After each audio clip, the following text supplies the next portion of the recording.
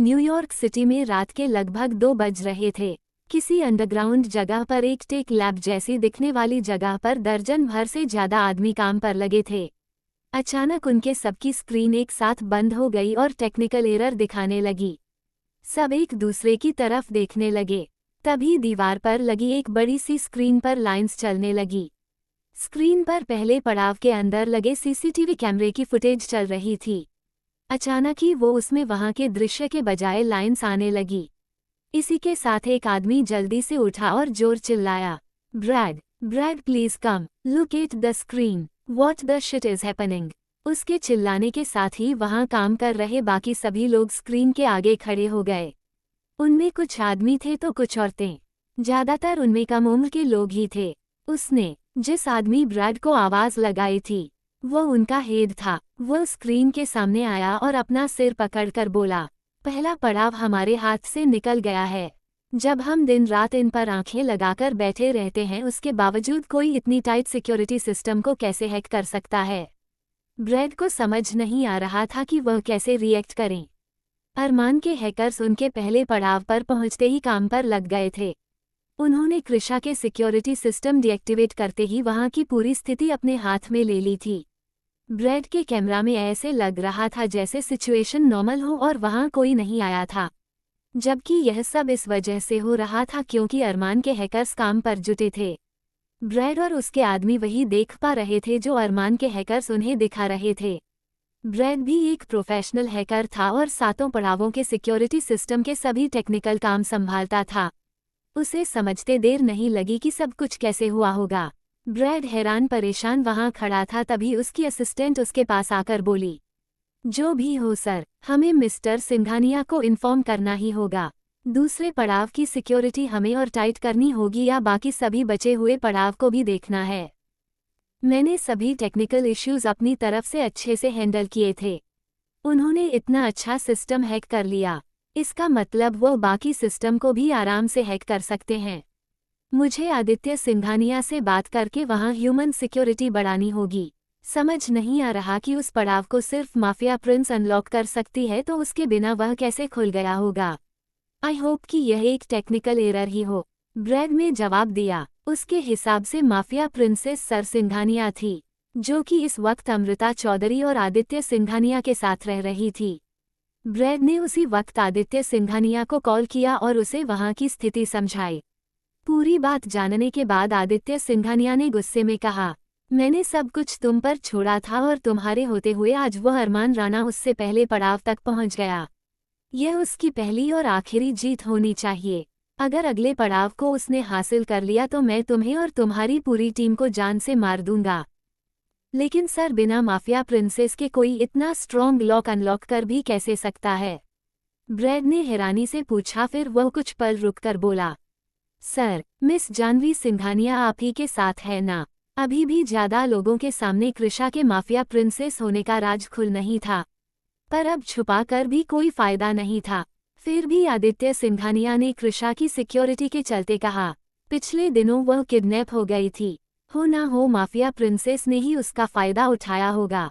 तुम चिंता मत करो, अब हमारी माफिया प्रिंसेस बिल्कुल सुरक्षित है। ब्रैड मिस्टर सिंघानिया के जवाब से सेटिस्फाई नहीं हुआ था। वह आगे कुछ पूछ पाता उससे पहले आदित्य सिंघानिया ने कॉल कट कर दिया। वो इस वक्त पेरिस के किसी होटल में अमृता के साथ थे। आदित्य सिंघानिया के चेहरे पर गुस्सा देखकर और उनकी बातें सुनने के बाद अमृता को उनके बिना कहे ही सब समझ आ गया था।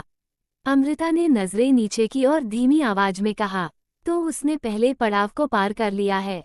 अगर यही चलता रहा तो वह दिन दूर नहीं जब वो माफिया किंग की पोजीशन हासिल कर लेगा और फिर बाद में हमारी कृषा के साथ वही करेगा जो उसकी बुआ हरलीन के साथ हुआ था। उसकी आंखों में मैंने कृषा के लिए जज्बात महसूस किए हैं। रही बात बाली बचे पड़ावों की, तो उन तक मैं उसे पहुंचने नहीं दूंगा। कृषा के साथ गलत करने के बारे में वो सोच भी नहीं सकता। मेरे जिंदा होते हुए वो और उसका दादा कुछ नहीं कर पाएगा। आदित्य सिंघानिया ने सख्ती से जवाब दिया। कुछ देर तक उन दोनों के बीच एक अजीब सन्नाटा छाया रहा। फिर आदित्य सिंघानिया ने चुप्पी तोड़ते हुए कहा, मुंबई निकलने की तैयारी करो। अर्जुन अभी तक वहीं पर है, उसे बुलाओ। जो भी हो उसे अब अपना काम संभालना ही होगा। हम वहाँ कितने दिनों के लिए रुकने वाले हैं? अमृता ने पूछा। जब भी वह कहीं पर जाते थे तो उनके रुकने के दिनों के हिसाब से अपने रहने की जगह तय करते थे। आदित्य सिंघानिया ने जवाब में कहा, हमारा विला क्लीन करवा लो, हम वहीं पर रहेंगे। जवाब देने के बाद आदित्य सिंघानिया वहां से जा चुके थे। सिंघानिया विला में रहने का मतलब था कि वह लंबे टाइम के लिए मुंबई जा रहे थे। अमृता आदित्य सिंघानिया के बताए हुए काम पर लग गई। दूसरी तरफ पहले पड़ाव पर जीत हासिल करने के बाद अरमान कृषा के साथ जयपुर के लिए निकल गया। वो लोग जयपुर पहुंचे तब तक सुबह हो गई थी और कृषा इतनी थक गई थी कि उसे बस इस वक्त बेड के अलावा और कुछ नहीं दिख रहा था। उन्होंने जयपुर के 7 स्टार होटल में चेक इन किया। कमरे के अंदर आते ही कृषा डायरेक्ट बिस्तर पर लेट गई है। उसने चेंज भी नहीं किया था। अरमान ने कृषा की तरफ देखा और सिर हिलाकर कहा, हम लोग काफी देर से ट्रैवल कर रहे हैं, ऊपर से डेजर्टेड इलाके में घूम के आए हैं, कम से कम चेंज तो कर लो, कपड़ों में मिट्टी लगी होगी। कृषा ने आंखें बंद कर रखी थी और उसने बंद आंखों से ही जवाब दिया, मेरी बिल्कुल भी हिम्मत नहीं है कि 2 कदम भी चल सकूं। जैसा कि तुमने कहा हम काफी देर से ट्रैवल कर रहे हैं, तो मैं बहुत थक गई हूँ, आज ऐसे ही सो जाती हूँ, सुबह उठकर देख लूंगी। अरमान भी कृषा की तरफ हैरानी से देख रहा था। इतने से काम में वो इतना ज्यादा थक गई थी, जबकि अरमान बहुत बार बिना सोए काम करता था। फिर भी जब भी बेड पर आता था तो चेंज करके आराम से लेटता था। अरमान ने कृषा को वहीं पर छोड़ा और बाथरूम में चेंज करने के लिए चला गया। चेंज करने के बाद वह वापस आया तो कृषा को अभी भी नींद नहीं आई थी। उसकी बॉडी में दर्द हो रहा था, इसलिए वो करवट बदल रही थी। अरमान को अपने पास देखते ही कृषा ने कहा, क्या मुझे कोई पेन किलर मिल सकता है? अगर यही रहा तो रात भर नहीं सो पाऊंगी। कोई पेन किलर नहीं लेना, सबसे पहले तुम चेंज करोगी, अरमान ने सख्त आवाज में कहा और कृषा के पास बैठकर उसे अपने पास खींच लिया। उसके ऐसा करने पर कृषा ने अपनी आंखें हैरानी से बड़ी कर ली और अरमान के चेहरे को देखने लगी। अरमान ने सबसे पहले कृषा का ओवरकोट निकाला और फिर एक एक करके बाकी कपड़े भी निकलने लगा। आज कृषा ने इसे रोकने की कोशिश नहीं की थी क्योंकि वह काफी थक गई थी और ड्रेस चेंज करना चाहती थी। अरमान कृषा को बहुत प्यार से हैंडल कर रहा था। अरमान ने कृषा को लूज सा शर्ट पहनाया और फिर अपनी गोद में उसका सर रखकर सहलाने लगा। साथ ही अरमान धीरे धीरे कृषा के बालों में मसाज कर रहा था, जिससे थोड़ी ही देर में इतने थके के बावजूद कृषा को नींद आ गई थी। कृषा के सोते ही अरमान उसका सिर पिलो पर रख दिया। वो उसके पास आकर लेटा और कृषा को अपनी बाहों में ले लिया। आज तुमने मेरी बहुत हेल्प की है, बस आगे भी ऐसे ही हेल्प करती रहे ना। वह दिन दूर नहीं जब माफिया वर्ल्ड को उनका नया किंग और क्वीन मिलने वाली होगी। सोते हुए अरमान को नींद आ गई थी। सुबह के लगभग 12 बजे बज रहे थे। कृषा अरमान के साथ होटल रूम में थी। अरमान कब का और चुका था, लेकिन कृषा की आंख नहीं खुली थी, इसलिए वो बेड पर उसे अपने बाहों में लेकर सो रहा था। अरमान कृषा को सोते हुए एकटक देख रहा था। जब कृषा की नींद टूटी और उसने सामने लगी घड़ी में टाइम देखा तो वो हड़बड़ा कर उठने लगी। क्या 12 बज गए हैं और मैं अब तक सो रही थी? कृषा ने उठते ही कहा। वो उठने की कोशिश करने लगी, लेकिन अरमान ने उसे अपनी बाहों में कसकर पकड़ लिया।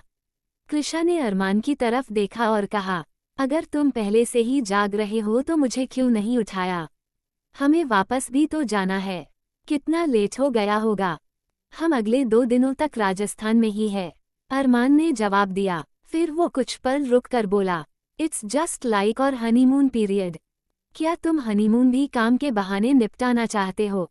कृषा ने अरमान को घूरते हुए देखा और कहा, मुझे डिनर पर लेकर जाते हो तब तुम्हें अपना काम करना होता है, इसलिए तुम मुझे बाहर लेकर जाते हो। यहाँ भी तुम्हें अपना पहला पड़ाव वाला मिशन पूरा करना था, इस वजह से लेकर आए थे और इसे हनीमून पीरियड का नाम दे रहे हो। कृषा की बातों से उसकी नाराजगी साफ झलक रही थी। उसने अरमान का हाथ साइड किया और उठने लगी। रात को अरमान ने ही कृषा के कपड़े चेंज किए थे।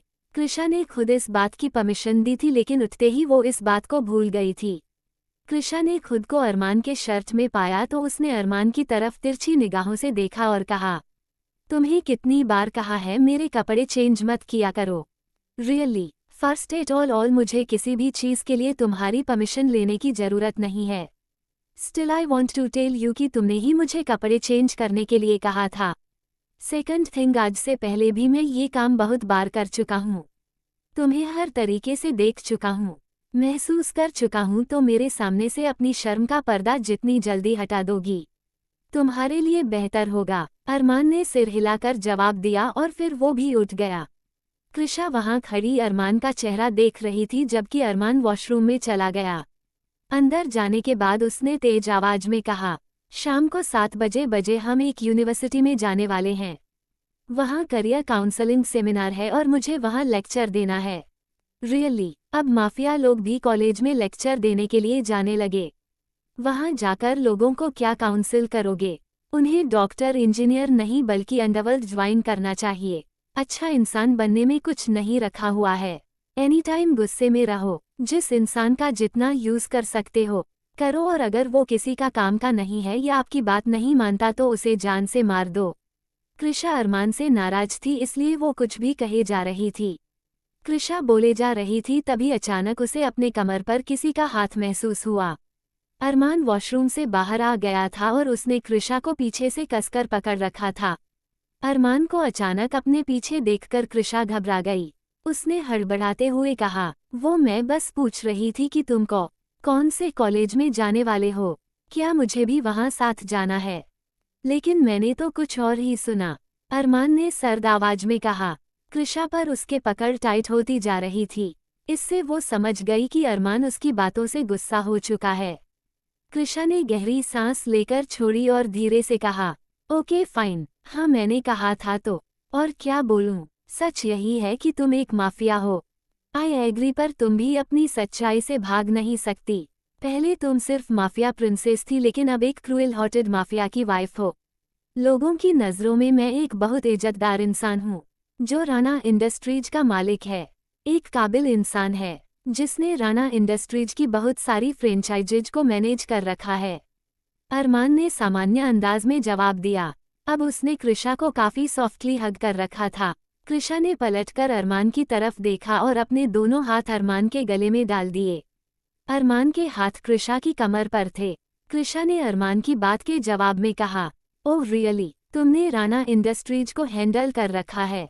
तुम तो ठीक से जाते तक नहीं और कहाँ क्या काम हो रहा है तुम्हें पता भी नहीं है।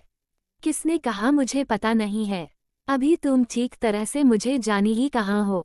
चलो अब बातें बहुत हो गई, एक बात क्लियरली सुन लो, कभी कुछ ऐसा मत करना या कहना जिसकी वजह से मुझे गुस्सा आए। ये तुम्हारे लिए अच्छा नहीं होगा।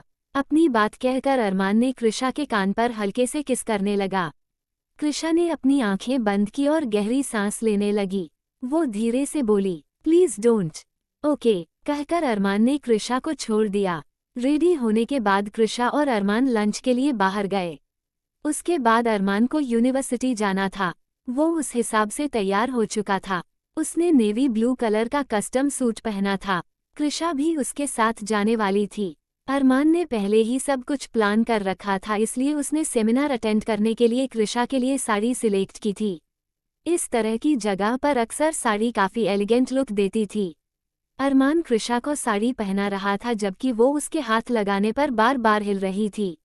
उसके ऐसा करने पर अरमान को टाइम लग रहा था, ऊपर से उसे जाने में देर भी हो रही थी।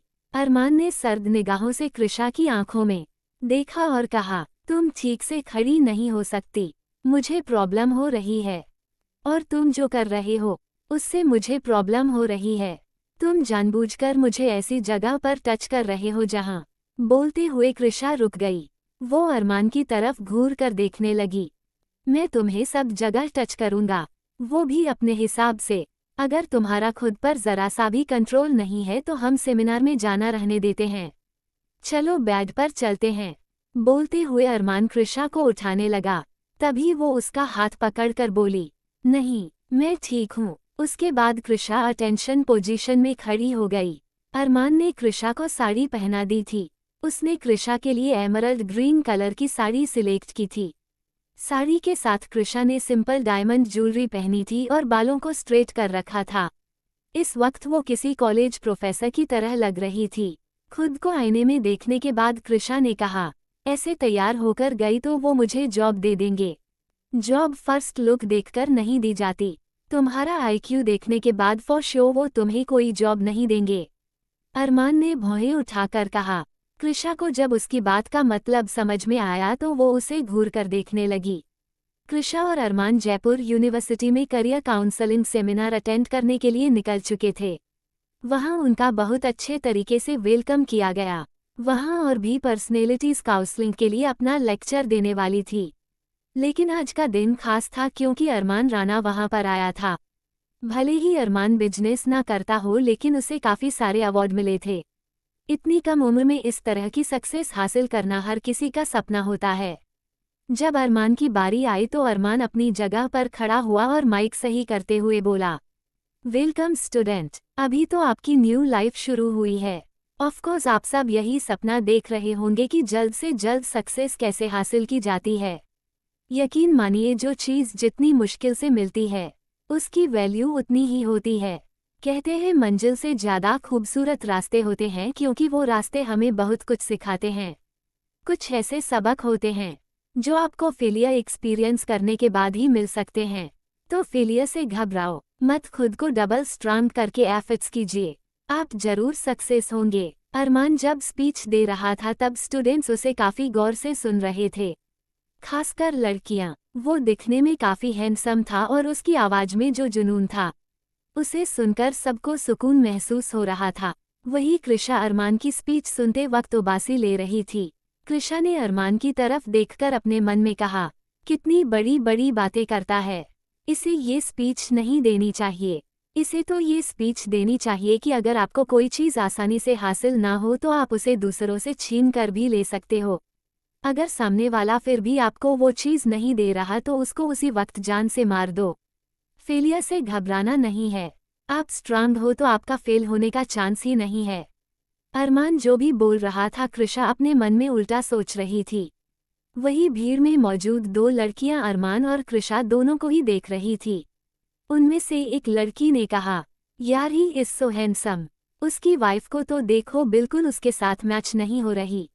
I mean दिखने में क्यूट है, ब्यूटीफुल भी है but she is not hot just like Armaan Rana. हाँ मैं भी कब से यही सोच रही थी। अरमान राणा को देखकर डेविल वाली वाइब आती है और इसकी वाइफ को देखकर ऐसा लगता है कि कोई एंजल हो। डेविल के साथ तो डेविल ही अच्छा लगता है। अरमान राणा इस लड़की के लिए नहीं, मुझ जैसी किसी लड़की के लिए बना हुआ है। बोलते हुए वो लड़की अजीब नज़रों से अरमान को घूर रही थी। वो कोई आम लड़की नहीं थी, राजस्थान के सबसे बड़े बिजनेसमैन जो कि लैंड माफिया के नाम से भी फेमस थे। वो मिस्टर तेज सिंह रानावत की बेटी विशाखा रानावत थी। विशाखा ने अरमान की तरफ अजीब नज़रों से देखा और फिर किसी को मैसेज किया। उसके बाद वो वापस अरमान को देखने लगी। उसके चेहरे पर एक रहस्यमयी मुस्कुराहट थी। अरमान की स्पीच होने के बाद वो यूनिवर्सिटी स्टाफ और बाकी गेस्ट्स के साथ डिनर ले रहे थे।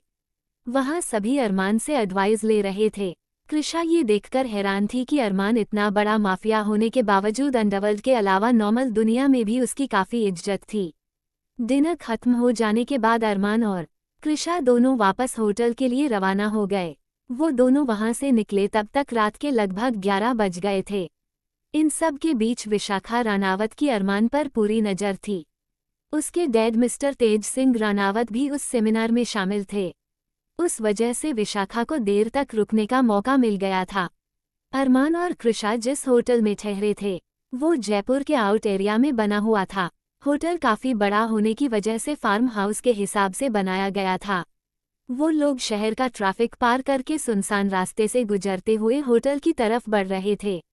अरमान गाड़ी ड्राइव कर रहा था जबकि कृषा उसके पास वाली सीट पर बैठी थी। कृषा ने बोरियत भरे लहजे में कहा, आज का सेमिनार कितना बोरिंग था। मुझे इस तरह की चीज़ें बिल्कुल अच्छी नहीं लगती। जब मैं स्टूडेंट थी मैंने तब भी कोई सेमिनार अटेंड नहीं किया। तुमने कभी कोई काम इंटरेस्ट के साथ किया भी है? अरमान ने पूछा। इतने दिनों में उसे कृषा की किसी भी हॉबी के बारे में पता नहीं चला। वो हर काम ऐसे करती थी जैसे उसे मजबूरी में करना पड़ रहा हो। फिर अरमान ने वापस पूछा, अच्छा बताओ तुम्हारा किस चीज़ में इंटरेस्ट है? कृषा को उसकी बात का जवाब देने का मौका नहीं मिला। अचानक अरमान ने गाड़ी के ब्रेक लगाए क्योंकि उसके सामने एक बड़ी सी गाड़ी आकर खड़ी हो गई थी। अरमान ने जब साइड मिरर से पीछे की तरफ देखा तो उसके पीछे और अगल बगल में भी काफी सारी गाड़ियां खड़ी थी। जिस प्रोफेशन में वो था, उससे उसे ये समझते देर नहीं लगी कि वो गाड़ियां यहाँ क्यों आई होगी। अरमान एक करियर काउंसलिंग सेमिनार अटेंड करने के बाद देर रात को होटल वापस लौट रहा था। कृषा उसके साथ थी। अचानक ही कुछ काली गाड़ियों ने उनकी गाड़ी को घेर लिया। अरमान को समझते देर नहीं लगी कि किसी ने उन पर हमला करवाया है, तो वही अरमान के अचानक गाड़ी रोकने पर कृषा हैरानी से उसकी तरफ देखने लगी।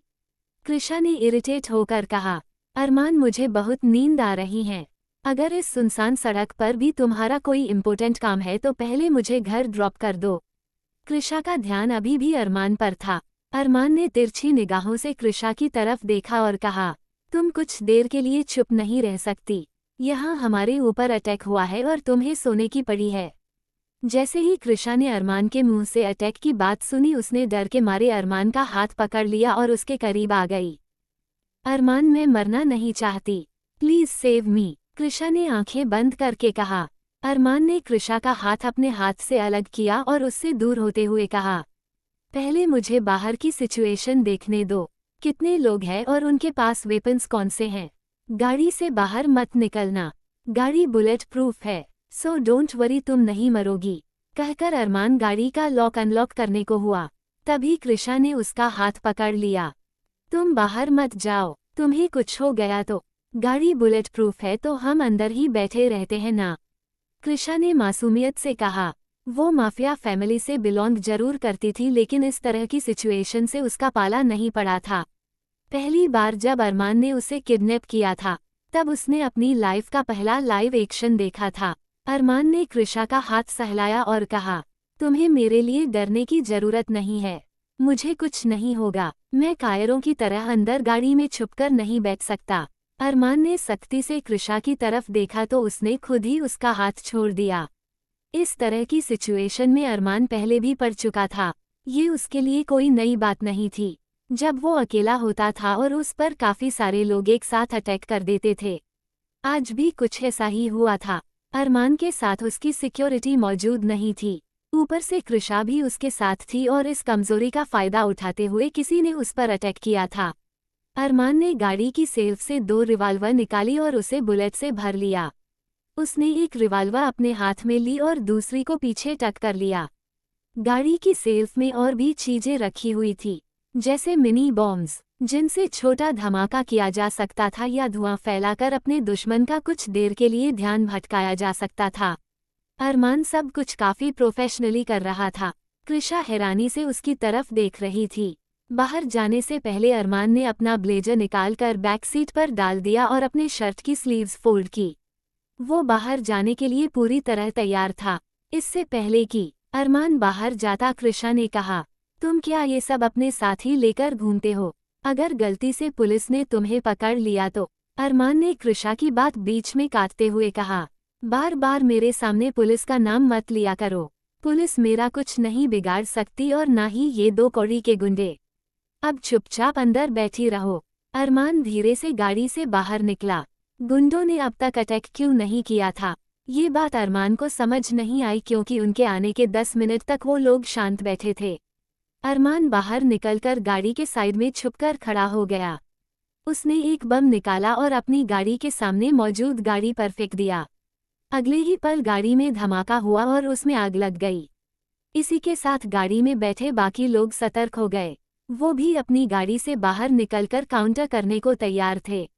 हैरानी की बात ये थी कि वो अरमान के बजाय गाड़ी पर अटैक कर रहे थे। मुझे ये क्यों लग रहा है कि ये अटैक मेरे लिए नहीं, कृषा के लिए है? तो क्या आदित्य सिंघानिया ने अपनी ग्रैंड डॉटर पर अटैक करवाया है, या कोई जिसे माफिया प्रिंसेस चाहिए? अरमान ने खुद से कहा। वो समझ गया था कि ये अटैक उस पर नहीं, कृषा पर हो रहा है।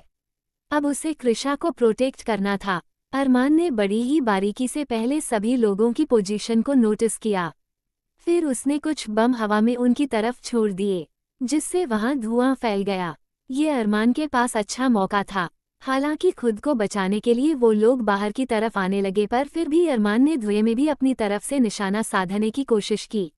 वो अंदाजे से उनके मूवमेंट को सेंस करते हुए फायर कर रहा था। गोली लगने से कुछ लोगों के चिल्लाने की आवाज आ रही थी। इसी बीच अरमान ने अपना ब्लूटूथ ऑन किया और मलिक को कॉल पर कनेक्ट किया। उसने मलिक से कहा, मलिक हमारे ऊपर अटैक हुआ है, मैं अपनी लाइव लोकेशन भेज रहा हूँ। इससे तो मैं निपट लूंगा, लेकिन हमारे जाने के बाद यहाँ का मैस भी क्लियर करना है। मैं नहीं चाहता मेरा नाम यहाँ किसी ऐसी वैसी एक्टिविटी में आए। मलिक से बात करके अरमान ने उसे अपनी लोकेशन भेज दी थी। मलिक तुरंत अपने काम पर लग गया। अरमान उन लोगों से निपटने में लगा था। वो धीमे कदमों से चलकर दूसरी गाड़ी की तरफ गया और वहां एक लड़के की तरफ देखा। वो लगभग 25 साल का था, जिसके हाथ और पेट के साइड में गोली लगी थी। अरमान उसके पास गया और उसके बालों को पकड़कर खींचा। मारने तो मैं तुम्हें वैसे भी वाला हूँ, बट तुम्हारे मरने के बाद तुम्हारी फैमिली मेंबर्स की जिंदगी नरक से भी बदतर कर दूंगा। ये सब किसने कराया है? उसका नाम बता दो, वरना तुम्हारी फैमिली का जीना मुश्किल हो जाएगा। अरमान ने सर्द आवाज में कहा। लोग उसे यूं ही डेविल नहीं कहते थे। किस वक्त कौन सी कमजोर कड़ी को पकड़ना है, ये वो अच्छे से जानता था। उस आदमी को गोली लगी थी और वो दर्द से कराह रहा था। उसकी आंखें बंद हो रही थी और उसने अटकते हुए कहा, राणा राणा राणावत, तेज सिंह राणावत। जैसे ही उस आदमी ने तेज सिंह राणावत का नाम लिया, अरमान ने उसके माथे के बीचों बीच गोली मार दी। अगले ही पल उसने दम तोड़ दिया था। गुस्से से अरमान की आंखें लाल थी। उसने सर्द आवाज में कहा, ओह तो अब लैंड माफिया भी अरमान राणा से टकराने आएंगे। Bloody hell. बाहर जो भी हो रहा था, कृषा उसे देख रही थी। उसे इस वक्त बहुत घबराहट हो रही थी और डर के मारे वो कांपने लगी। अरमान उस आदमी के साथ बिजी था, तभी कुछ लोग गाड़ी की तरफ बढ़े। वहां लगभग 4 से 5 आदमी थे, जो अरमान की गाड़ी पर अंधाधुंध फायरिंग कर रहे थे। उन सबको अपनी गाड़ी के पास देखकर अरमान को बहुत गुस्सा आया। उसने जल्दी से अपनी दोनों रिवॉल्वर को बुलेट से फिल किया। अपने दोनों हाथों में गन लिए अरमान बाहर निकाला और उन सबको एक एक करके गोलियों से भून डाला। वही कृषा इन सब से काफी घबरा गई थी। अरमान वापस गाड़ी के अंदर आया। उसके आते ही कृषा उसके गले लग गई और जोर जोर से रोने लगी। अरमान, मुझे डर लग रहा है, मुझे बहुत डर लग रहा है, प्लीज मुझे यहाँ से ले चलो। अरमान ने महसूस किया कि कृषा डर से कांप रही थी और उसे बुखार तक हो गया था। अरमान ने कृषा को सहलाते हुए कहा, काम डाउन, मैं हूँ तुम्हारे साथ और तुमने कहा तो था कि मेरे होते हुए तुम्हें कुछ नहीं हो सकता। इन जैसे 2 कौड़ी के गुंडों से डर कर तुम्हें फीवा हो गया। डिस्गस्टिंग क्रिश, तुम डेविल की वाइफ हो। कृषा ने अरमान की बात का कोई जवाब नहीं दिया। उसने बस उसे कसकर पकड़ रखा था और कांप रही थी। इस बात से अरमान को अंदाजा हो गया कि वाकई कृषा बहुत डरी हुई है। अरमान कृषा से अलग हुआ और उसका हाथ पकड़कर कहा, सब ठीक है, ओके, यहाँ सब ठीक है, हम वापस होटल चलते हैं। Let me drive. कृषा ने नामे सिर हिलाया। वो अरमान को छोड़ने तक को तैयार नहीं थी। उसने फिर से अरमान को गले लगा लिया। वो मुझे मार देंगे अरमान, वो हम दोनों को मार देंगे। तुम ये बुरे काम छोड़ दो, हम दोनों अच्छी लाइफ बिताएंगे। हम अपने फ्लो से बाहर कहीं पर नहीं जाएंगे, वहाँ हमें कोई खतरा नहीं है।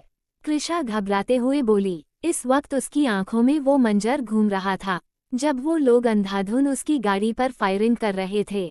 कृषा को इस वक्त एक ही बात समझ आ रही थी कि कैसे भी करके उस अरमान को और खुद को इन सब से सेफ रखना है। कृषा की थोड़ी ही देर में जो हालत हो गई थी, उसके बाद अरमान भी उसे अकेला नहीं छोड़ने वाला था।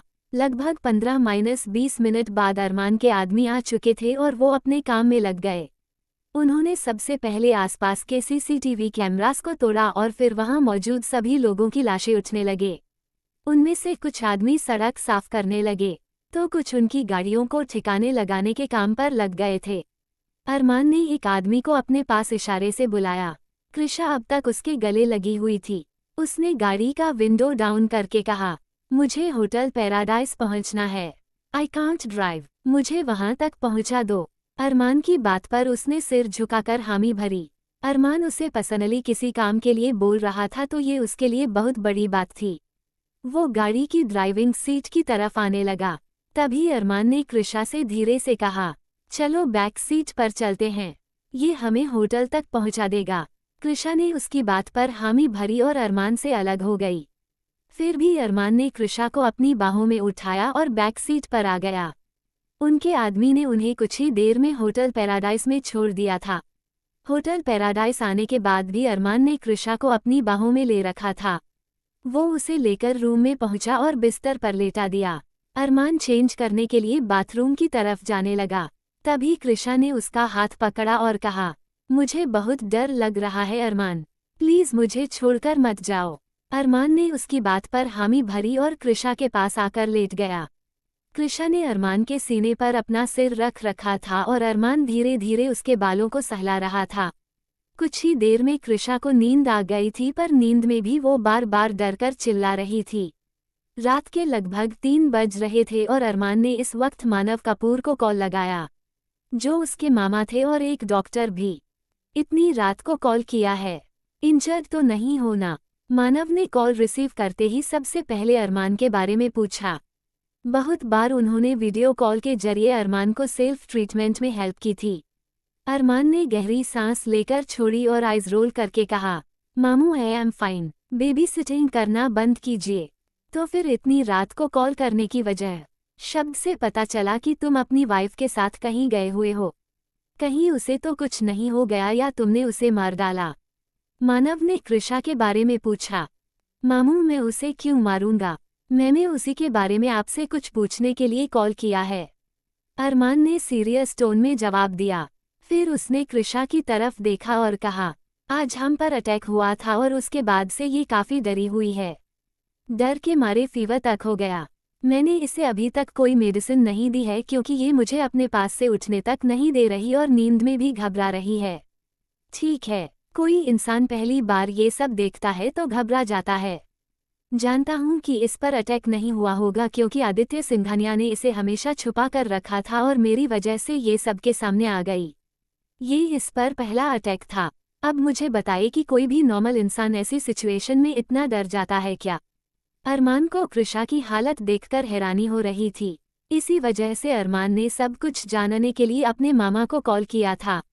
अरमान किसी की केयर कर रहा था। ये सुनकर मानव को भी बहुत हैरानी हुई। अरमान होटल में देर रात को अपने मामा मिस्टर मानव कपूर से बात कर रहा था। थोड़ी देर पहले अरमान और कृषा पर हमला हुआ था और उस हमले के बाद से ही कृषा काफी डर गई थी। वो अरमान को एक पल के लिए भी अकेला नहीं छोड़ रही थी। ऊपर से उसे तेज फीवर भी था। अरमान ने कॉल पर मिस्टर मानव कपूर को सारी बात बताई कि कैसे उस हमले के बाद कृषा डर गई थी। कृषा के बारे में आगे पूछते हुए अरमान ने कहा, अगर ये नॉर्मल तरीके से डरती तो मैं आपको कॉल करके कभी नहीं पूछता। ये नॉर्मल नहीं था मामू और मैंने खुद महसूस किया था। She was shivering. मेरे इतने लोगों को मारा है, डर उनकी आंखों में भी महसूस किया है, लेकिन ये डर कुछ अलग था। ये अपने साथ साथ मेरे लिए भी डर रही थी, जबकि अच्छे से जानती है मैं कौन हूँ। मारना तो दूर, आसानी से मुझे कोई चोट भी नहीं पहुंचा सकता। अरमान की पूरी बात सुनने के बाद मानव ने कहा, अच्छा तो तुम ये कहना चाहते हो कि वो लड़की तुमसे प्यार करने लगी है और अब तुम्हें खोने से डर रही है। शो ऑफ करने के लिए कॉल किया है अपने मामू को। मानव को यही लगता था कि अगर अरमान को सबसे ज्यादा प्यार कोई करता है तो वो है। उनसे ज्यादा अरमान की फिक्र और कोई नहीं कर सकता। मानव की पॉजिटिवनेस अरमान से छुपी हुई नहीं थी। उनकी बात सुनकर अरमान ने आइज रोल की और कहा, कम ऑन मामू, don't behave like a jealous girlfriend. मैंने आपसे इम्पॉर्टेंट टॉपिक डिस्कस करने के लिए कॉल किया है और आप हो कि ऐसे बिहेव कर रहे हो। आपको कुछ बताना है तो बताइए, वरना मैं कॉल कट कर रहा हूँ। मानव अच्छे से जानते थे कि ये कॉल कट की धमकियां अरमान की किसी और के लिए ही होती थी। वो अरमान को कुछ भी कह दे, लेकिन उनकी बात सुने बिना अरमान कॉल कट नहीं कर सकता। कुछ पल रुकने के बाद मानव ने कहा, ऐसा अक्सर इमोशनल ट्रॉमा के टाइम होता है। मान लो कि किसी इंसान ने अपनी लाइफ में ये सब पहले भी देखा हो या कुछ इससे भी बुरा, तो अचानक उसके मन में सारी यादें ताज़ा होने लगती है। फिर अलग अलग तरह के सिम्टम्स हो सकते हैं, जैसे बेहोश होना, फीवर आना या डर लगना और कपकपी छूटना। और इसे ठीक कैसे किया जा सकता है? अरमान ने पूछा। मानव ने गहरी सांस लेकर छोड़ी और कहा, इसकी कोई पार्टिकुलर दवाई नहीं है।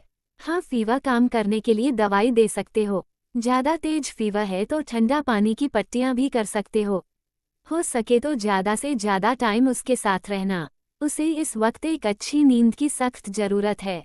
नींद का इंजेक्शन लगा दो या फिर कुछ ऐसा करो जिसकी वजह से वो सब भूल जाए। बात करते हुए अचानक मानव चिढ़कर बोले, अरे अब क्या सब कुछ मैं ही बताऊंगा? तुम उसके हस्बैंड हो, खुद से भी कुछ करो। अरमान उन्हें आगे कुछ कहता उससे पहले मानव ने कॉल कट कर दिया। उनकी इस हरकत पर अरमान ने सिर हिलाकर कहा, ऐसा करने की हिम्मत सिर्फ एक ही इंसान में है। मानव से बात करने के बाद अरमान ने कृषा के चेहरे की तरफ देखा। उसने कृषा के बालों को सहलाते हुए धीरे से कहा, तो तुम्हारे दिमाग में कहीं ना कहीं उस दिन की यादें आज भी ताज़ा है। इतना आसान नहीं होता है इन सब चीज़ों को भूल पाना। भूल भी जाओ तो कभी ना कभी सामने आ ही जाती हैं। कृषा के चेहरे को देखते हुए अचानक अरमान के दिमाग में भी कुछ ऐसी आदत ताज़ा हो गई थी जिन्हें वो चाहकर भी याद नहीं करना चाहता था। एक प्राइवेट हॉस्पिटल जो पूरी तरह खाली था। वहाँ डॉक्टर्स की टीम सिर्फ एक पेशेंट का इलाज कर रही थी। वो पेशेंट इतना खास था कि उसके लिए पूरा हॉस्पिटल रिजर्व था। इंडिया के अलावा दूसरी कंट्री के भी बेस्ट डॉक्टर बुलाए गए थे। उनकी जो हालत थी उसके बाद डॉक्टर ने जवाब दे दिया था। अब उनके पास अपनी जिंदगी के चंद घंटे बाकी थे। वो कोई और नहीं अरमान की माँ छाया राणा थी। अरमान और शब्द दोनों अपनी मॉम के पास से बैठे थे। छाया की हालत ठीक नहीं थी तो वो अपना आखिरी वक्त अपने बच्चों के साथ बिताना चाहती थी। उस वक्त दोनों बच्चे लगभग 15 से 16 साल के बीच के थे। इस उम्र में बच्चे इतने समझदार हो जाते हैं कि उन्हें मौत जैसे शब्द का मतलब अच्छे से समझ आ जाता है। अरमान और शब्द दोनों ही जानते थे कि कुछ घंटे के बाद छाया हमेशा के लिए इस दुनिया को छोड़कर चली जाएगी और उसके बाद वो दोनों उसे कभी नहीं देख पाएंगे। शब्द छाया को देखकर रोए जा रहा था तो वही अरमान के चेहरे पर कोई भाव नहीं था। छाया ने अपने दोनों हाथों से अपने दोनों बच्चों के हाथ पकड़ रखे थे। फिर उसने अरमान की तरफ देखकर धीमी आवाज में कहा, मेरे जाने के बाद तुम्हें इसकी मॉम और डैड सब बनना है। मुझे नहीं लगता तुम्हारे डैड तुम दोनों की अच्छी परवरिश कर पाएंगे। चिंता मत करो, हुआ वो नहीं हुए तो क्या हुआ, चाचा चाची मामा बुआ दादू सब होंगे। बोलते हुए छाया की आंखों से आंसू का कतरा बह गया। उसकी बात सुनकर अरमान ने सर्द आवाज में कहा, सब होंगे लेकिन आप नहीं होगी मॉम। मुझे भी आपके बिना नहीं रहना है मॉम। आप अपने साथ मुझे भी ले चलिए। मैं मामू को कह देता हूँ कि वो मुझे कोई ऐसी दवाई दे दे जिसकी वजह से मैं भी आपके साथ जा सकूं। शब्द रोते हुए बोला, जिसने भी आपके साथ ये किया है ना मॉम, आई स्वेयर मैं उसे छोड़ूंगा नहीं। इससे बदतर मौत दूंगा मैं उन्हें। अरमान ने गुस्से में कहा। उनकी माँ होने के नाते छाया अच्छे से समझती थी कि उनके बच्चे के दिमाग किस तरफ जा रहा है। अरमान ने काफ़ी कम उम्र में अपनी ट्रेनिंग शुरू कर दी थी तो वही शब्द का इंटरेस्ट पढ़ाई में था। छाया ने शब्द की तरफ देखा और कहा, बेटा मैं आप दोनों से अलग अलग बात करना चाहती हूँ। क्या आप कुछ देर के लिए बाहर जाओगे? लेकिन मॉम मैं आपको छोड़कर। शब्द छाया को छोड़कर जाना नहीं चाहता था। वो उसे मना करने की वाला था कि तभी अरमान उस पर चिल्लाकर बोला, ओ कम ऑन शब्द Rana, don't behave like a kid. अगर मॉम अकेले में बात करना चाहती है तो कुछ सीरियस होगा। Just get lost. शब्द ने आगे कुछ नहीं कहा और चुपचाप बाहर चला गया। उसके जाते ही छाया ने अरमान से कहा, तुम उसके बड़े भाई हो इसलिए गुस्सा कर सकते हो, पर इतना भी नहीं कि बेचारा डर जाए। सिर्फ 5 मिनट बड़े हो, 5 साल नहीं, तो हमेशा उसकी भी इज्जत करना। ठीक है, अरमान ने हमें सिर हिलाकर कहा। वैसे तो वो किसी की नहीं सुनता था और उसके इस नेचर से छाया अक्सर परेशान रहती थी, लेकिन आज अरमान एक ओबीडियंट लड़का बना हुआ था जो छाया की हर बात पर हमें सिर हिला रहा था। छाया अरमान का यही रूप देखना चाहती थी पर अब उसके पास ज्यादा टाइम नहीं बचा था। उसने अरमान का हाथ अपने हाथ में लेकर कहा, वादा करो कि कभी उससे बदला लेने का नहीं सोचोगे। छाया जो कह रही थी वो अरमान कभी नहीं कर सकता था। उसने गुस्से में छाया की तरफ देखा और कहा, मैं आपको ऐसा कोई प्रॉमिस नहीं करूंगा मॉम। एक सिली सी छोटी बच्ची को बचाने के चक्कर में आपकी जान जा रही है। उसके मॉम डैड की वजह से आप मुसीबत में आ गई तो सॉरी टू से आज नहीं तो कल उस लड़की को उसके किए की सजा चुकानी होगी। वो सिली सी बच्ची बहुत प्यारी है। जब तुम उसकी ग्रे आइज में देखोगे तो तुम्हें खुद ही अपनापन महसूस होने लगेगा। मैंने हमेशा से चाहा था कि मेरे एक बेटी हो, लेकिन मेरे बजाय मेरी फ्रेंड ने एक बेटी को जन्म दिया। तब से मैं यही चाहती थी कि उसकी शादी मेरे बच्चे से हो। फैमिली और माफिया रायवली के चलते रिलेशन इतने खराब हो गई कि पैदा होने के बाद से अब उसे देखा है। उसे बचाने के चक्कर में अगर मेरी जान भी जा रही है तो मुझे इसका अफसोस नहीं है। अरमान, प्लीज वादा करो कि तुम हमेशा उसे प्रोटेक्ट करोगे। जब सही वक्त आएगा तब उससे शादी करोगे। उसे प्यार दोगे, ना कि नफरत और बदला। बोलते हुए छाया हाइपर होने लगी थी। उसकी सांस उखड़ने लगी थी। मशीन में से जोर जोर से आवाज आने लगी। इस वक्त उसका इतना इमोशनल होना सही नहीं था। ऐसे में अरमान उसकी बात टाल भी नहीं सकता था। अरमान ने छाया को शांत करते हुए कहा, calm down mom, okay I promise कि I will protect her always, पर मैं उससे कोई शादी वादी नहीं करूंगा। शब्द भी आप ही का बेटा है। अगर आपकी इतनी ही इच्छा है कि आप उसे अपनी बहू के रूप में देखो तो जब वो बड़ा होगा तो मैं उस लड़की को ढूंढकर उसकी शादी शब्द से करवा दूंगा और उसे प्रोटेक्ट भी करूंगा। अरमान बहुत जिद्दी था। छाया अच्छे से जानती थी कि वो इतनी आसानी से उसकी बात नहीं मानने वाला था। शब्द और अरमान में बहुत फर्क था और कृषा की जो पोजीशन थी, उसके बाद शब्द उसे कभी प्रोटेक्ट नहीं कर पाता। उसके प्रॉमिस करते ही छाया थोड़ी नॉर्मल हो गई थी। उसने सख्ती से कहा, तुम मेरे बड़े बेटे हो तो तुम्हारी ही शादी उससे होनी चाहिए। चलो जल्दी से प्रॉमिस करो। तुम्हारी मॉम के पास इतना टाइम नहीं है कि वो तुम्हें सोचने का टाइम दे सके। अरमान इस वक्त छाया को मना नहीं कर सकता था। उसने गहरी सांस लेकर छोड़ी और छाया के हाथ पैर हाथ रख कर कहा, ओके प्रॉमिस, मैं आपकी ग्रे आइज वाली लड़की को ढूंढकर उससे शादी करने की कोशिश करूंगा, पर जब तक हम बड़े होंगे तब तक उसकी लाइफ में कोई और आ जाएगा तो मैं उससे शादी नहीं करूंगा। छाया ने उसकी बात का कोई जवाब नहीं दिया और बात बदलते हुए कहा, जाओ अब अपने भाई को भेजो। तुमने उससे चिल्लाकर बात की है तो उसे सॉरी बोलोगे। आप मुझसे हर बात नहीं मनवा सकती। आप जानती हैं मैं किसी को सॉरी नहीं बोलता। अगर आपने मुझे सॉरी बोलने के लिए फोर्स किया तो मैं आपकी ग्रे आइज वाली लड़की से शादी कभी नहीं करूंगा और आई मीन इट मॉम, अरमान ने सख्त आवाज में कहा। उसके बाद वो शब्द को बुलाने बाहर चला गया। शब्द से बात करते वक्त छाया ने अरमान को बाहर रहने के लिए कहा था, फिर भी वो उनके पास खड़ा उनकी बातें सुन रहा था। छाया ने शब्द का हाथ पकड़ कर कहा, तुम्हारा भाई अलग है और तुम जानते हो कि वो गुस्सा करता है। वो बड़ा होकर जैसा भी बने लेकिन तुम हमेशा उसका साथ दोगे। अगर वो गुस्सा भी करे तो तुम्हें उसे शांत करना है, लेकिन उसे अकेला नहीं छोड़ना है। दुनिया में साथ आए थे तो साथ ही रहने की कोशिश करना।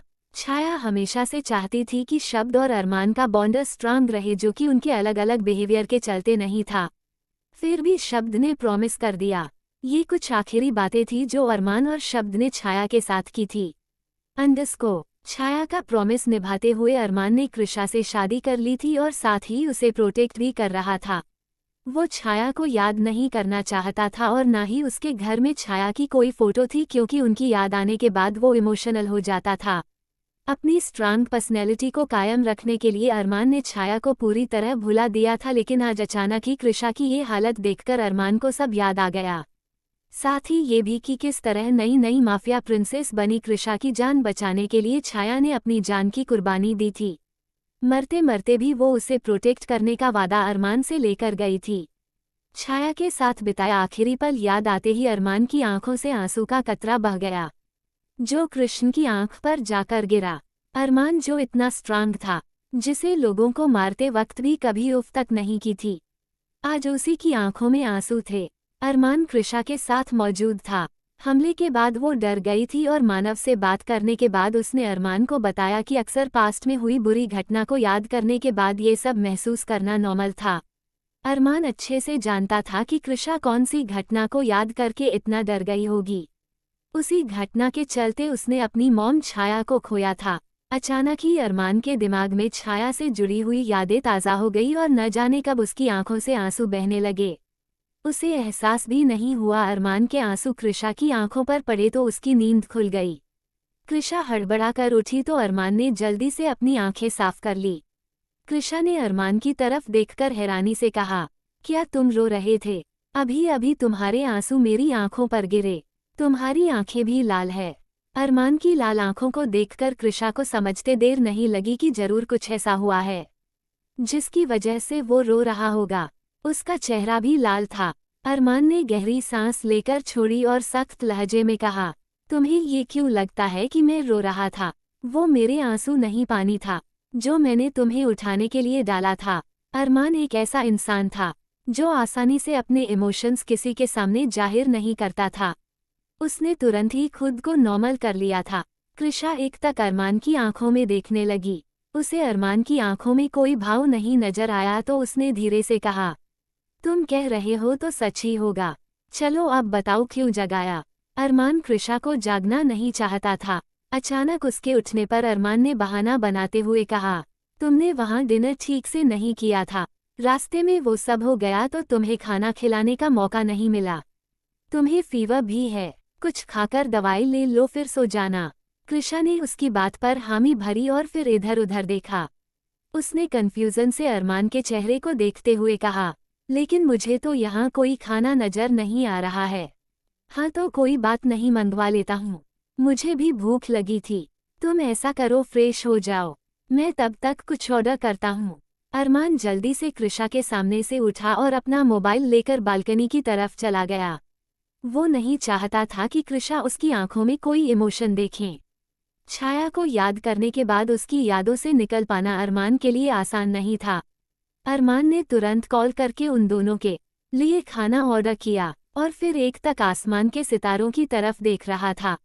बचपन में अक्सर छाया से उसने यही सुना था कि मरने के बाद हमारे अपने तारा बन जाते हैं। ये कहानी उसने तब सुनाई थी जब अरमान के नाना की डेथ हो गई थी और वो बहुत अपसेट था। अचानक ही अरमान को अपनी मॉम की सुनाई कहानी याद आ गई। वो आसमान में सबसे चमकते तारे को देखकर धीरे से बोला, I still miss you mom. मैंने आपका प्रॉमिस निभाया और आपकी ग्रे आइज वाली लड़की से शादी भी कर ली। आप बिल्कुल ठीक कहती थी। उसकी आंखों में देखने पर एक अपनापन महसूस होता है। अरमान सितारे को देखकर बातें कर रहा था। अरमान ने सिर्फ एक नॉर्मल शर्ट पहन रखा था और रात होने की वजह से ठंड काफी बढ़ गई थी। तभी अचानक उसे पीछे से किसी के हाथ महसूस हुए। वो कृषा थी जिसे अरमान को अपनी बाहों में लिया था। कृषा की इस हरकत पर अरमान के चेहरे पर स्माइल आ गई। अब तक वही उसके क्लोज आया करता था। कृषा ने अरमान के बैक पर सिर रखकर कहा, कम से कम इतना हक तो दे दो कि तुम्हारा दर्द बांट सकूं। बोलते हुए कृषा की आंखों से आंसू का कतरा बह गया। इतने कम वक्त में भी अरमान से उससे बहुत इंटेंसिटी से प्यार हो गया था। अरमान का चेहरा दूसरी तरफ था। उसके इमोशंस कृषा देख नहीं पा रही थी लेकिन महसूस अच्छे से कर सकती थी। अरमान की आंखें बंद थी और उसने बंद आंखों से कहा, मुझे कोई दर्द नहीं है और ना ही किसी की इतनी औकात है जो अरमान राणा को दर्द दे सके। अपनी बात कहकर अरमान ने आंखें खोली और अब उसकी आंखों में वही कॉन्फिडेंस था जो डेविल की आंखों में होता है। अरमान कृषा की तरफ पलटा और उसे कमर से पकड़कर कहा, बाहर काफी ठंड है, चलो अंदर चलते हैं। बोलते हुए अरमान उसे अंदर ले आया। कृषा ने चेंज कर लिया था। अरमान नहीं चाहता था कि कृषा अंदर जाकर फिर से वही टॉपिक शुरू कर दे, इसलिए उसने खुद से ही बात का टॉपिक बदलते हुए कहा, अब तुम्हें कैसा महसूस हो रहा है? मैं ठीक हूँ, कृषा ने जवाब दिया। फिर वो कुछ पल रुक कर बोली, मैं इतना कभी नहीं डरी रही थी जितना उस हमले से। मेरी आंखों के सामने अजीब अजीब से सीन आ रहे थे और ऐसा लग रहा था जैसे ये सब मेरे साथ पहले भी हो चुका है। इसी तरह लोग गोलियां बरसा रहे थे और मैं गाड़ी के अंदर छुप कर बैठी थी। अचानक एक आंटी मेरे पास आई और वो मुझे। कृषा अरमान को सब बता रही थी लेकिन अरमान ने उसकी बात बीच में काटते हुए कहा, डेजा वू? व्हाट? कृषा हैरानी से पूछा। एक ऐसा मेडिकल टर्म जहां हमें लगता है कि हमारे साथ चीजें पहले भी हो चुकी है, लेकिन ऐसा कुछ नहीं होता। ये सब हमारे मन का वहम होता है। अब इन सब बातों को छोड़ो। मैंने मामू से बात की थी और उन्होंने कहा था कि तुम्हें ये सब भूलने की कोशिश करनी चाहिए। अरमान ने जवाब दिया। तभी उनके रूम की डोर बेल बजी। उनका खाना आ गया था। अरमान खाना लेने के लिए उठा और सर्विंग ट्रॉली के साथ वापस अंदर आ गया। उसने कृषा के चेहरे की तरफ देखा जो मासूमियत से उसकी तरफ देख रही थी। कृषा ने बहुत आसानी से अरमान की बात का यकीन कर लिया था। जबकि अरमान अच्छे से जानता था कि कृषा जो कह रही थी वो सच था। जो औरत उसे बचाने के लिए गाड़ी में आई थी, वो कोई और नहीं छाया थी। खाना बिल्कुल सही टाइम पर आया था। ये अच्छा मौका था अरमान के पास, जब वो आसानी से कृषा का ध्यान भटका सकता था। सविंग टोली पर रखा खाना देखने के बाद कृषा ने मुंह बनाकर अरमान की तरफ देखा और कहा, इससे अच्छा तो मैं भूखी ही सो जाती। तुमने मुझे जगाया ही क्यों, जब ऐसा खाना खिलाना था। सविंग ट्रॉली में vegetable soup, oats, dosa, fruits और सैलेड रखा हुआ था। ये सब हेल्दी फूड था और जिसे देखने के बाद कृषा का मुंह बन गया। ऐसे मुंह मत बनाओ, इतनी रात को अनहेल्दी नहीं खाना। ऊपर से तुम्हारी तबीयत भी ठीक नहीं है। चलो आओ खाते हैं, अरमान ने कहा। वो अपने हाथों से कृषा को खिलाने लगा। कृषा को खाना खिलाते हुए अरमान उसकी तरफ देख रहा था। उसकी ग्रे आइज में देखते हुए उसे सच में एक अपनापन महसूस होता था। इतने सालों में अरमान ने जिस साथी की कमी महसूस की थी, वो कृषा के रूप में उसे मिल चुका था। लेकिन कोई ऐसा था जो अरमान से कृषा को छीनना चाहता था। कृषा और छाया के चलते अरमान के दिमाग से तेज सिंह रानावत का ख्याल निकाल चुका था। अचानक ही उसे सब याद आया तो उसके चेहरे के भाव सर्द हो गए। हम वापस कब जाने वाले हैं, कृषा ने पूछा तो अरमान का ध्यान टूटा। पहले तो मैंने सिर्फ 2 दिन रुकने का सोचा था, लेकिन अब हम थोड़ा रुक कर जाएंगे। कल मैं तुम्हें शॉपिंग के लिए लेकर चलूंगा। तुम्हें अपने लिए जो भी लेना है ले लेना, अरमान ने जवाब दिया। वो अच्छे से जानता था लड़कियों को शॉपिंग कितनी अच्छी लगती हैं। ऊपर से मानव के कहे मुताबिक उसे कृषा का ध्यान इन सब से भटकाना था। जहां शॉपिंग का नाम सुनकर बाकी लड़कियां एक्साइटेड हो जाती हैं, वहीं कृषा के चेहरे पर कोई एक्साइटमेंट नहीं था। उसने अजीब सा चेहरा बनाया और कहा, जरूरी है क्या शॉपिंग करना? अगर तुम्हें पसंद है तो तुम अकेले चले जाओ, मुझे नहीं जाना शॉपिंग करने। तुम्हें शॉपिंग करना नहीं पसंद? अरमान ने हैरानी से कहा। कृषा ने जवाब में ना में सिर हिला दिया। तो अरमान आगे बोला, ठीक है फिर हम वही करेंगे जिससे तुम्हें खुशी मिले। अरमान कृषा की खुशी के बारे में सोच रहा था। ये सुनकर कृषा के दिल को वैसे ही राहत मिल चुकी थी। उनका खाना खत्म हो गया तो कृषा उसके सीने पर सिर रखकर लेट गई। कृषा ने अरमान की उंगलियों से अपनी उंगलियां इंटरवेंट करते हुए कहा, मुझे ये करना बहुत अच्छा लगता है, इससे मुझे बहुत खुशी भी मिलती है। ठीक है, फिर कल पूरे दिन मैं तुम्हारे साथ ऐसे ही बेड पर रह सकता हूँ, लेकिन मेरी खुशी के लिए तुम्हें और बहुत कुछ करना होगा। आर यू श्योर कि तुम वो कर पाओगी? अरमान ने कृषा के बैक पर हाथ घुमाकर कहा। वो कृषा की बैक पर पैटर्न्स बना रहा था। कृषा ने अरमान की तरफ देखकर कहा, अभी नहीं अरमान, मुझसे नहीं होगा अभी। कृषा जिस तरह क्लियरली अरमान को अपने दिल की बात बता देती थी, उससे अरमान को कभी कभार बहुत हैरानी होती थी। ठीक है चलो सो जाओ, अब और बातें नहीं करनी है, अरमान ने सख्त आवाज में कहा और फिर लाइट बंद कर दी। कुछ ही देर में उन दोनों को नींद आ चुकी थी। अंडस्को, जहां कृषा और अरमान सुकून से सो रहे थे, वहीं इस वक्त रानावत मेंशन में हड़बड़ी मची हुई थी। विशाखा रानावत के कहने पर तेज सिंह रानावत ने अरमान की गाड़ी पर हमला करवाया था। तेज सिंह रानावत का जैसा नाम था, उनकी पर्सनैलिटी भी बिल्कुल वैसे ही थी। वो लगभग 55 साल के आदमी थे, जिन्होंने धोती और ऊपर कुर्ता पहन रखा था। कुर्ते पर उनका खानदानी ब्रोच लगा हुआ था। सर के आधे बाल सफ़ेद हो चुके थे और मुंह पर गहरी मूंछों में वो किसी शाही खानदान के लग रहे थे। तेज सिंह रानावत ने अपने आदमियों को साफ समझाया था कि अरमान को एक खरोंच भी नहीं आनी चाहिए और कृषा किसी भी हाल में जिंदा नहीं रहनी चाहिए, पर यहाँ उन्हें कुछ और ही खबर सुनने को मिल रही थी।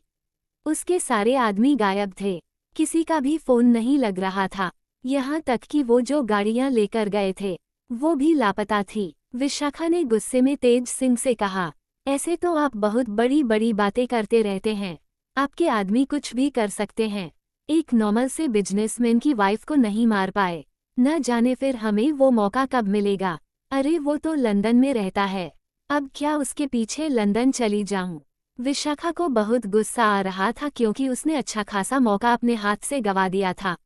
तेज सिंह रानावत ने सख्ती से उसकी तरफ देखा और जवाब में कहा, तुम मेरी इकलौती बेटी हो और आज तक तुमने जो भी मांगा है वो तुम्हें सब मिला है। न सिर्फ तुम मेरी इकलौती बेटी हो बल्कि इस खानदान में पूरी 3 पीढ़ियों के बाद तुम पहली लड़की हो, इसलिए तुम्हें इतने लाड प्यार से पाला गया है। ये तो तुमने अरमान राणा की तरफ अपनी पसंद जाहिर की है। उसकी जगह यहाँ के राजघराने का राजकुमार भी होता तो तुम्हारे लिए ले आता। मेरे लिए मेरा राजकुमार वही है और आप उसे कैसे भी करके मेरे पास लेकर आएंगे। आई डोंट नो एनीथिंग पापा, मुझे उसी से शादी करनी है। विशाखा ने अपना फैसला सुनाया और अपने कमरे में चली गई। उसके जाने के बाद तेज सिंह रानावत ने अपनी पत्नी मोहना रानावत की तरफ देखा, जो अब तक चुपचाप सारी बातें गौर से सुन रही थी। विशाखा के जाते ही मोहना ने कहा, वो तो बच्ची है और आप उसकी बातों में आ गए। अरे एक शादीशुदा लड़के से शादी बेटी की करेंगे तो घर खानदान में क्या इज्जत रह जाएगी। आप भी उसकी बातों में आ गए। ना जाने कौन है, कैसे खानदान का है। तेज सिंह रानावत ने पहले ही अरमान राणा के बारे में सब कुछ पता लगा लिया था। अचानक उनके फेस पर हल्की स्माइल आ गई, जिसे देखकर मोहना भी हैरान थी।